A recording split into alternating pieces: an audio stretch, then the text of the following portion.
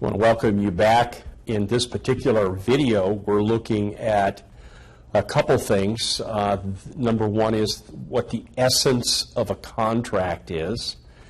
And we're also looking briefly at the beginning of how we interpret the validity of a contract. Now, in the last video, I suggested that oil and gas leases are indeed contracts between mineral owners and the oil and gas company. According to the American Law Institute, they define a contract. Now, there's two components here. Just listen to what it's saying. A contract, or these oil and gas leases, are a promise, or it's a set of promises. And what the American Law Institute says that if there is a breach of the terms of those contracts, the law gives a remedy. Now, think about what that's saying. Oil and gas companies acquire oil and gas leases, their contracts, and if there is a breach of that contract, the law in some way will give a remedy for the breach of the contract. Now, I'm not sure what you're thinking, but that doesn't sound pleasant to me. It doesn't sound good to me. Now, the second component is this. Because there are these promises, or set of promises in the contract, there's an obligation to perform by the oil and gas companies. And so the American Law Institute says that the performance of which the law in some ways recognizes a duty. Now, the second thing we're going to look at is the rules of contract interpretation, and I just want to touch on that in this particular video, but here's what I'm suggesting here. Let's say that you have an oil and gas lease. The lessor is suing your company because they say that your company has breached the terms of the contract, and there's a judge that's overseeing the case. And those judges that look at that, here's how I'm going to say it. It's like they put on a set of glasses, and those glasses have four separate lenses, and it's through those lenses that they're viewing the terms of the contract. They're looking through the lenses of those glasses. Now, here's my question. If the judge is looking through a set of lenses to determine the validity of a contract or determine if there was a breach of the contract, shouldn't we also be wearing the same set of glasses when we're viewing the oil and gas lease? Now, there's four of these lenses, but when the courts put these glasses on, they're looking for a couple things. They're looking for either the validity of either certain terms in the contract or the validity of the contract itself.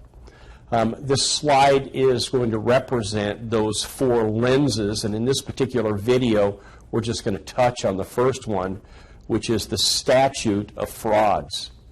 We're going to spend quite a bit of time in videos looking at the four corners rule. Another lens is called parole evidence, and then another lens is to determine if, in fact, there was a breach of the contract. But let's look at the statute of frauds to understand what it is, because I think it's the simplest of all of these rules. There's an attorney. I think he's probably long gone.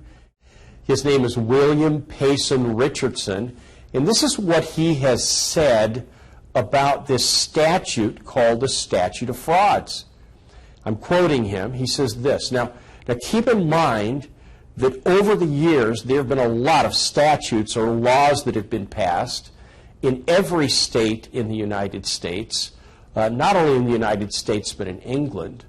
But here's what he says, that this statute of frauds is the most important statute. And he's going to use the word promulgated, so he has to be an attorney. But he says the statute is the most important statute ever promulgated, either in England or in this country. Hey, stack on a desk all of the laws that have ever been passed in the United States or England. It wouldn't fit on a desk. It wouldn't even fit in this room. But this attorney's saying that this one statute is the most important law that's ever been passed. And when we look at it, we may shake our head in wonderment as to why he said that. But to understand the statute, we need to go back to its beginnings. And so let's go back before the year 1677. You see these pictures. This is taking place in England.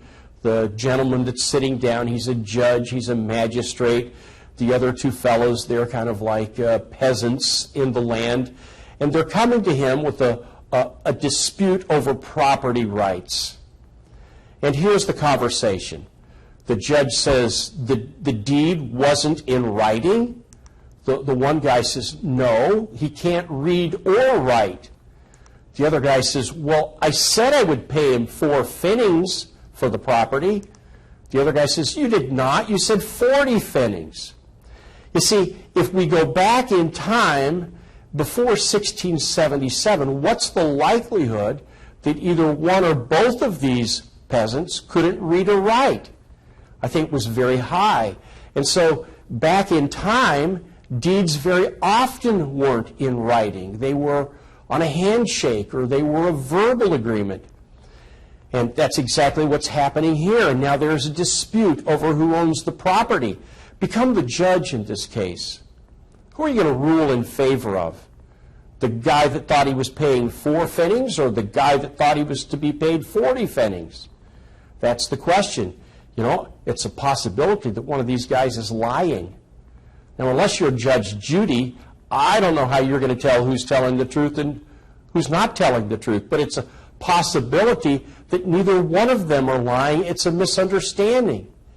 And so there was a need going way back in time because of the propensity of people to perjure themselves over property that has tremendous value.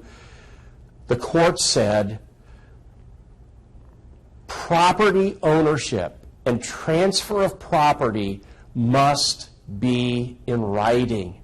And that's true today in the year 2014. Oil and gas leases is like a conveyance, or oil and gas rights through an oil and gas lease is like a conveyance of property rights. And it must be in writing. You see, that's why this one lens is the number one lens for the judge, because now if this is in dispute, he can see exactly what the terms were and who signed it and who agreed to it.